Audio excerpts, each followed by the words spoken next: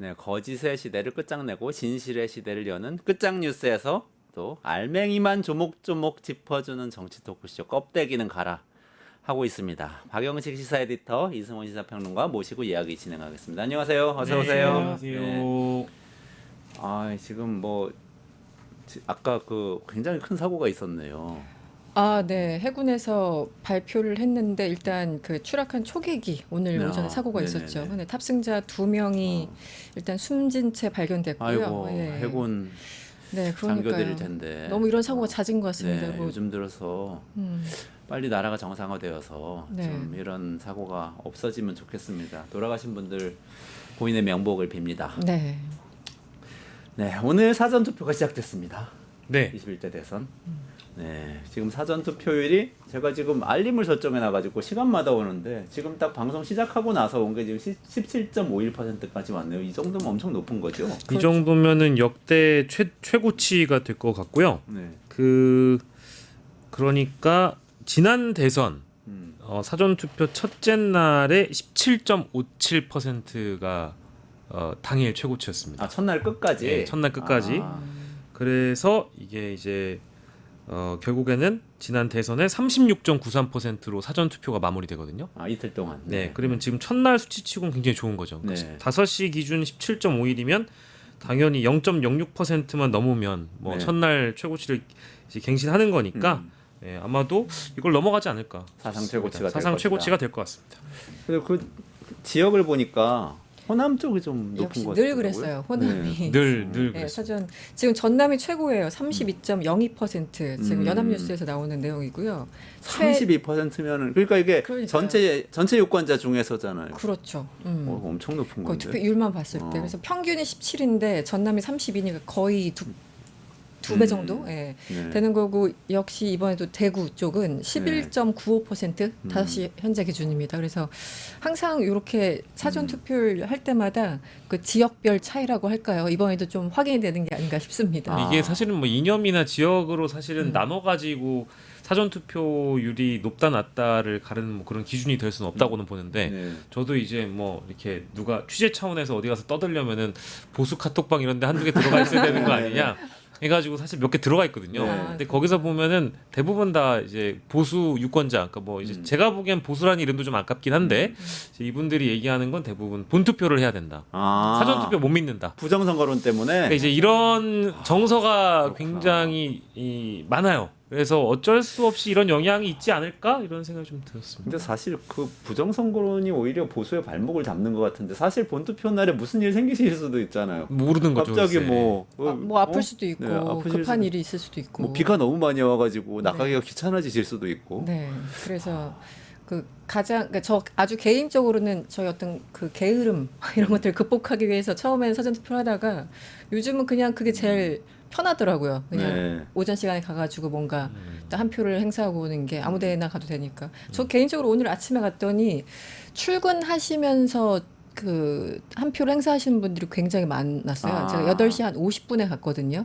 그래서 투표하고 출근하신 분한테 민폐 안 끼치려고 네, 저는 좀 자유로운 직업이니까 네. 조금 늦게 가긴 했는데 네, 관 외 지역에 굉장히 긴 줄들이 있더라고요. 정작 요 내에서는 몇 명 없었고, 그러니까 우리 관외 지역은 별로 없었고 관외에서. 네, 그러니까 출근길이라는 게 딱 역력히 보이는 분, 가방 들고 계신 분들 이런 분들 번화가에 사시나 봐요. 사무실 많은 동네. 조금 많습니다. 좋은 동네 사시는 것 같습니다. 네, 아무튼 뭐 이번 사전 투표율이 높을 수밖에 없는 이유는 이번 대선이 치러지게 되는 배경이라는 게 있지 않습니까? 그렇죠. 그래서 이 조기 대선이 치러지게 되는 그 계기는 윤석열 씨가 마련해 준 거고 네. 윤석열의 파면으로 인해서 이 내란의 진압과 종식이라는 어떤 목적성을 가지고 반드시 투표하겠다라고 말씀하시는 분들이 많은 것 같아요. 네. 실제로 여론조사상 본다 하더라도 이재명 후보를 지지하는 혹은 민주 진보 진영이라고 자신을 일컫는 분들의 대부분 적극 투표 의사가 50%를 넘어가는 상황이고요. 그리고 꼭 그게 아니더라도 뭐 진영이나 이념을 떠나서 갤럽 기준으로 보면 반드시 투표하겠다라는 응답이 86.8%거든요. 그러니까 투표는 분명히 하겠다라는 의사를 네. 명백하게 밝히고 있기 때문에 네. 사전 투표가 지금 진행된 지가 벌써 10년이 좀 넘었을 겁니다. 네. 뭐 제도 자체가 이미 잘 정착이 돼 있고 실제 이 임시 공휴일로 지정된 6월 3일에 놀 때 놀더라도 점심시간 좀 짬을 내 가지고 미리 투표해두면 마음도 편하고 놀 때 좀 자유롭다 보니까 젊은 층들 같은 경우에 이동도 잦잖아요. 네. 그래서 그 앞에 있는 월요일 대휴 써가지고 연이어가지고 놀러 가실 분들도 있다 보니까 네. 오늘 좀 첫날이라 많이 몰리는 것 같긴 합니다. 아, 우리 체리캣님, 강8450님도 다 사전 투표 하셨대요. 아, 네, 저는 내일 할 예정인데 오늘 네. 이슈가 너무 많아가지고 공부하느라 못 나갔어요. 네. 내일은 반드시. 네. 내일 반드시 하도록 하겠습니다. 대선 후보들 또 투표했죠. 대선 후보들이 과거에는 생각해보면 본투표 날 같이 이렇게 투표하는 게 네. 관행이었던 것 같은데 사전 투표 첫날 그냥 다 했네요. 요즘은 심지어 그 부정선거 의혹을 제기하는 김문수 후보까지 아, 김문수 후보 네 투표를 할 정도니까. 사전 투표했어요? 네, 그렇습니다. 사전 투표는 부정선거 의혹이 있다고 계속 과거에 주장하시던 분 아니세요? 지금도 주장하고 있습니다. 지금도 주장하고 계세요? 의혹이 있다면 여러분들 신고해 달라 뭐 이런 취지 어. 얘기를 계속 해왔기 때문에 사실 근본적으로 부정선거 그 의혹에 있어서 선긋기를 여전히 안 하고 계신 걸로 아. 보이죠. 근데 일단 이재명 후보 같은 경우는 이제 보통 옛날 보면 이제 가족끼리 혹은 뭐 부부끼리 뭐 이렇게 투표하는 그런 장면들이 좀 네. 익숙했잖아요. 근데 오늘은 이재명 후보 같은 경우는 청년들과 같이 투표하는 그런 아. 모습들을 보였어요. 신촌에서. 신촌에서 네, 대학가에서 그렇습니다. 네. 그래서 대한민국이 청년의 시대로 다시 돌아갈 수 있게 해야 하고 이번 대선이 그 출발점이 됐으면 좋겠다. 그래서 어쨌든 젊은 층의 투표율이 좀 낮은 것도 사실이잖아요. 그래서 투표를 독려할 겸 첫날 신촌으로 갔고 서울 신촌에서 그렇습니다. 했고. 네. 김문수 후보는 딸과 함께 인천 계양구에서 인천 계양구요? 네, 인천 계양구. 아, 인천에 인연이 있으신가? 어쨌든 경기도지사를 하셨으니까 경기도 네. 아니잖아요. 경기도 인천이구나. 인천은 광역시입니다. 인천 계양구는 주소지가 그쪽 아니 그거랑은 아마 아니죠. 저격성 이재명 저격성 후보. 해보라고 이재명 봐요. 후보의 그 이재명 후보의 지역구에 가서 이제 보란 듯이 아하. 저격성 사전 투표를 했다라고 보는 게 맞습니다. 아. 네, 실제 그런 목적이 있다라고 보고요. 여기서 나온 이제 멘트들을 좀 보면 이게 부정 선거를 얘기하는 사람들은 부실 선거를 얘기하지 않습니다. 투표 자체가 부정하다고 얘기를 하면서 이 투표는 잘못된 것이다. 네. 온갖 부정으로 얼룩져 있기 때문에 투표가 무효라는 건데 네. 부실 선거는 사실 부정하고 다르잖아요. 우리가 사실 일을 하다 보면 좀 부실한 행정이 있을 수도 네, 있는 네, 거고 네, 네. 사람이 하는 일이다 보니까 실수가 있는 건데 네.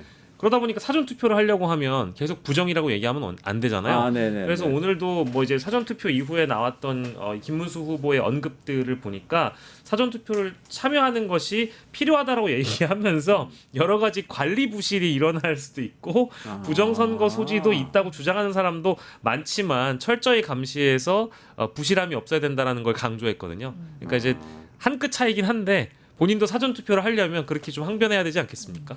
이런 얘기도 했어요. 사전 투표를 안 해버리면 전체 투표율이 낮아지기 때문에 상당히 문제가 있고 우리가 불리해진다.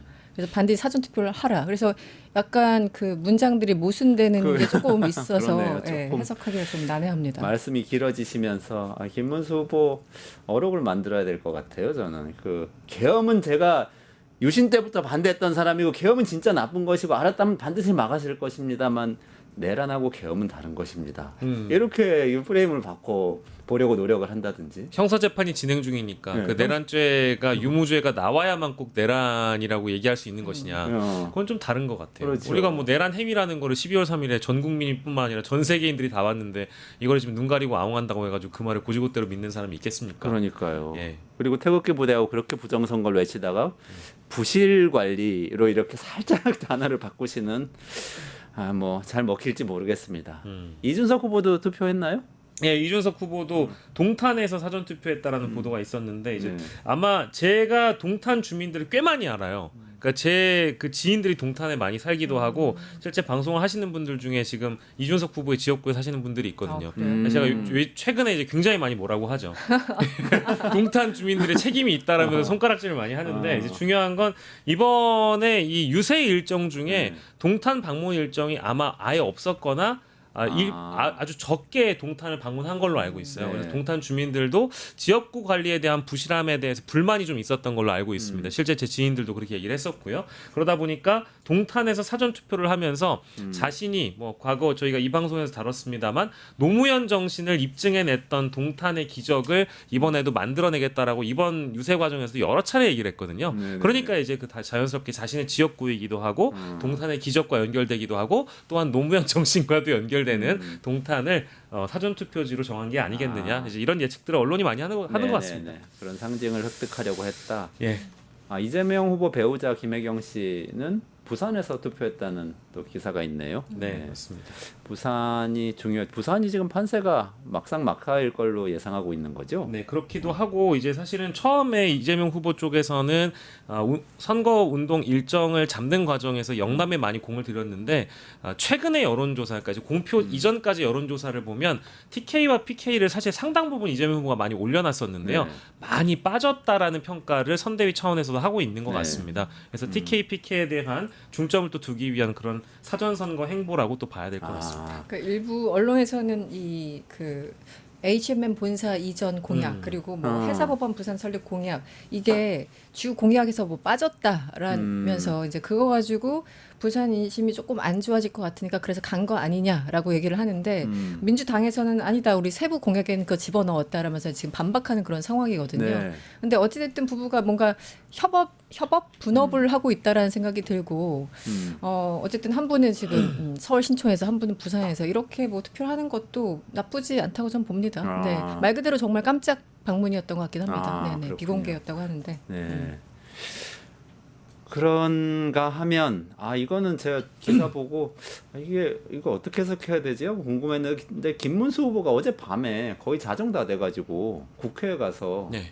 이준석 후보를 찾아다녔다는 기사가 네. 오늘 새벽에 딱 일어나자마자 보니까 떠 있더라고요. 제가 기억하기로는 11시 어간이었어요. 밤 11시 제가 보통 일정이 11시 반쯤에 끝나는데 그 사이에 이제 국회의원회관을 방문했다고 하더군요. 그래서 지역 일정을 마치고 올라온 이유가 천하람 의원실에 이준석이 있다더라. 이제 이런 제보를 받고 일단 의원회관으로 간 걸로 알고 있습니다. 네. 근데 안타깝게도 이준석 후보는 외지에 있었고 전화를 걸었지만 만날 수가 없었던. 그래서 뭐 일찌감치 돌아간 걸로 알고 있고요. 그러다 보니까 단일화는 사실상 불가능한 상황이고 오전 6시에 사실은 이제 과거에 뭐 안철수 후보라든지 이제 여타 그 단일화의 시간들을 보면 새벽에 좀 이뤄지는 경우들이 왕왕 있었잖아요. 네네네. 그래서 아직 새벽 3, 4시에 기적이 있다. 이제 이런 희망을 가진 일부 보수 여권자들도 계십니다만은 어제 그런 기적은 이루어지지 않았고요. 다만 아직까지도 단일화에 대한 한 줄기 가능성을 아예 내려놓지는 않은 것 같아요. 물론 권성동 원내대표가 오늘 단일화는 사실상 불발됐다고 발표를 했지만 중요한 건 오늘도 이준석 후보와 단일화가 결렬된 이후에 관계자 일부가 사실은 본투표 이전에도 만약에 단일화 가능성이 있다면 우리는 그 끈을 놓지 않을 것이다라는 인터뷰를 하긴 했거든요. 근데 뭐 오늘 오후에 권성동이 공식화를 해버리면서 단일화는 없다라고 이제 사실 봐야 되겠죠.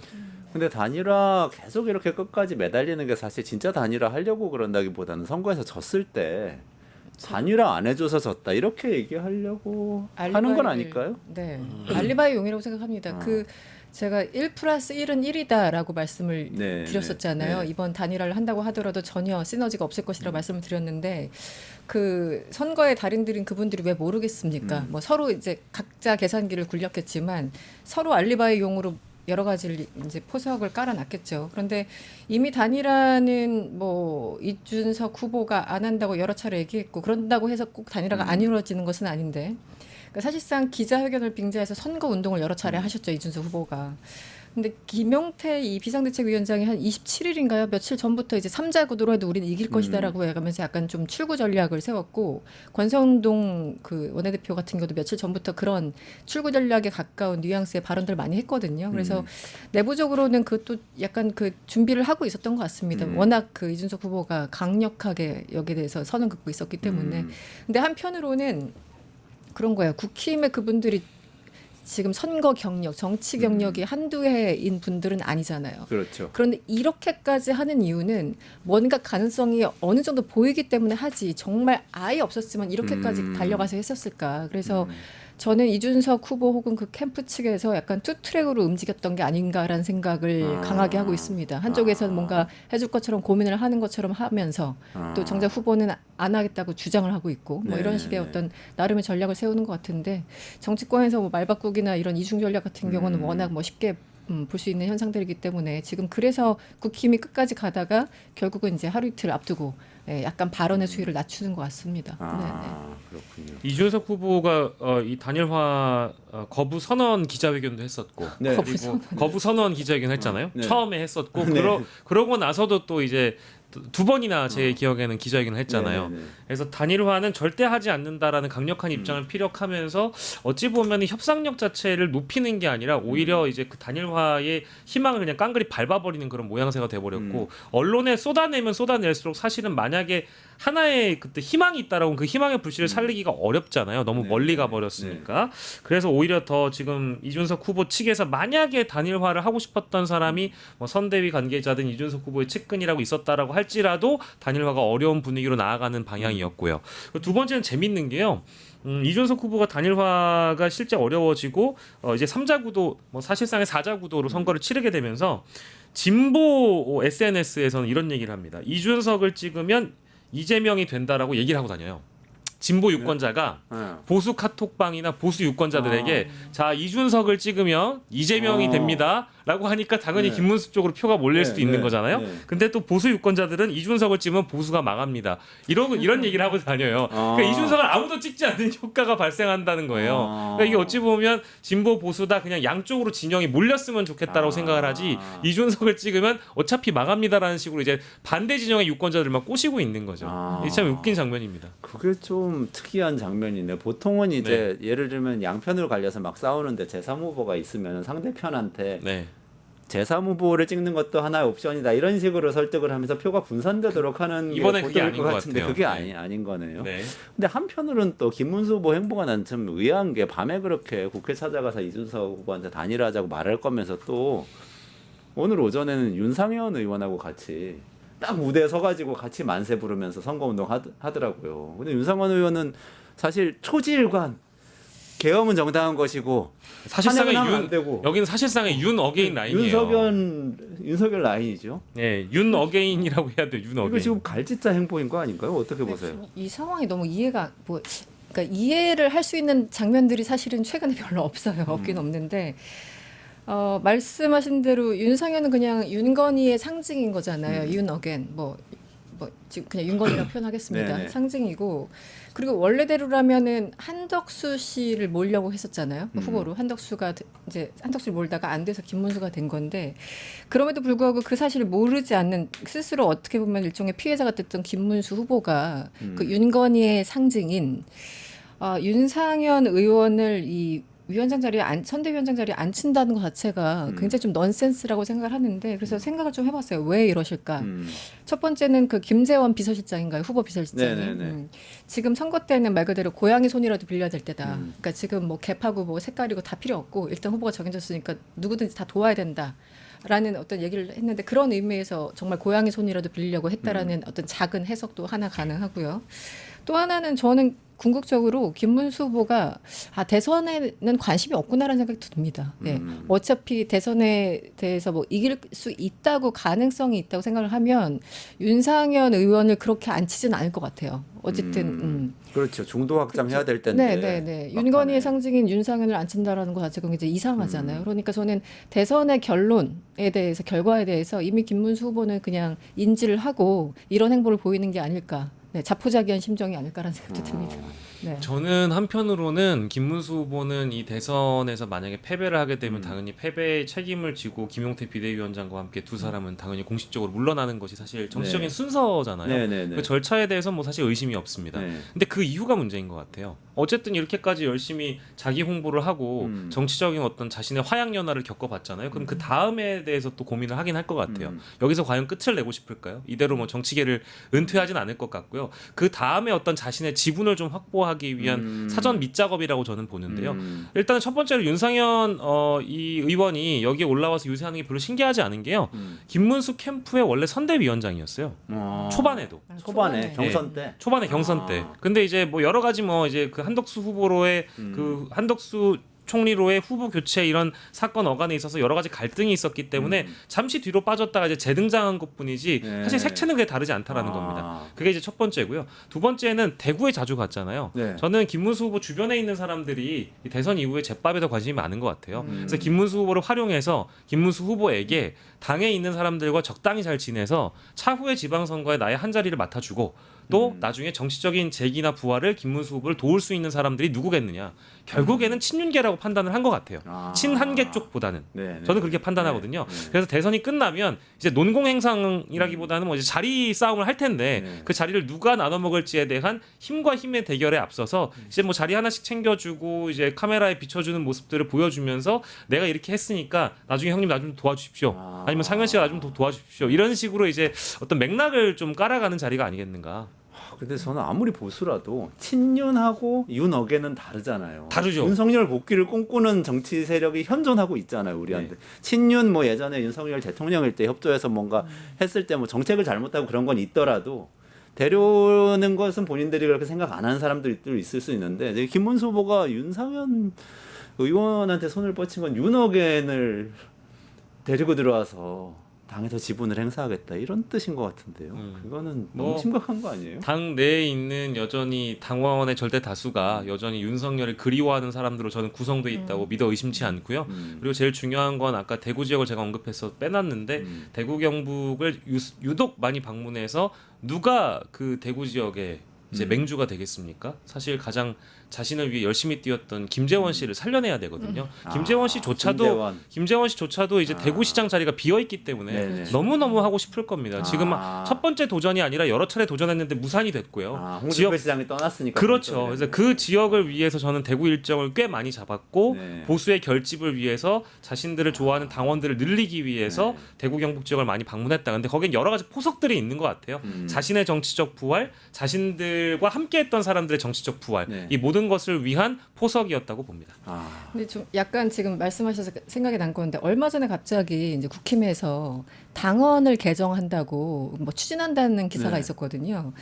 근데 이제 윤석열 전 대통령에 대한 그 어떤 이미지 이런 게 너무 안 좋으니까 사실상 당을 완전 히 장악하고 대표를 막 네네네. 몰아내고 이런 걸 했었으니까 그래서 당과 대통령을 분리한다는 네. 조항을 신설하고 그리고 개파 불용 조항을 같이 넣겠다 이런 얘기를 갑자기 뜬금없이 들고 나왔어요. 네, 그건 조금 후회해도 되는데 그래가지고 이렇게 얘기를 하니까 이 지금 선거 때문에 바빠 죽겠는데 지금 당원들한테 또 그걸 해서 당원을 어떻게 개정한다라는 그 스케줄을 왜 지금 내놓느냐라고 하면서 친한계에서 반발을 하기 시작했습니다. 한동훈계를 배제하려고 하는 것이다. 네, 결국은 우리를 불용하겠다는 뜻 아니냐. 그러니까 이제 친한계 일부에서는 결국은 그 역개파 작용이라고 할까요? 그러니까 서로 뭐 개파라고 하면서 사실상 친한계를 몰아내려고 하는 거 아니냐라는 얘기를 하는데 이제 말씀하시니까 이후에 당권 투쟁에서 약간 연결되는 얘기 같아서 그래서 지금 그런 얘기 할 때가 아니다라고 내부에서 막 불만들이 쏟아지고 있다고 합니다. 근데 이제 개파 불용이라는 게 대통령을 포함해서 특정인이 중심이 되거나 특정 세력이 주축이 돼서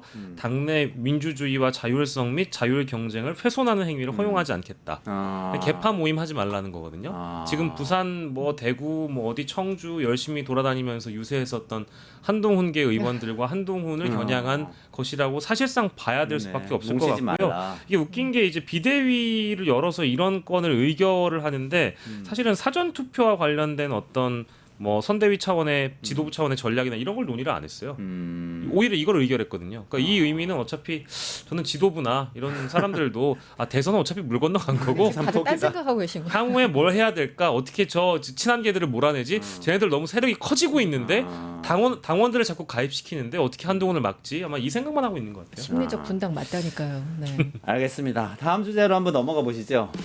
뉴스토마토 대선 특집 내란 끝장 쇼.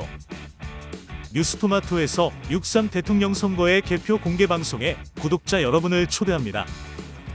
내란 속의 윤석열의 파면으로 헌정 사상 최초의 6월 장미 대선이 펼쳐지는 가운데 과연 21대 대통령은 누가 될 것인가? 역사적인 순간에 뉴스토마토의 알찬 뉴스 콘텐츠와 풍성한 즐길거리를 모두 모아 준비했습니다.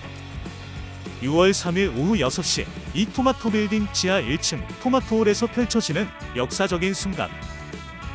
뉴스토마토 대선 특집 내란 끝장 쇼. 여러분의 많은 관심과 참여 바랍니다.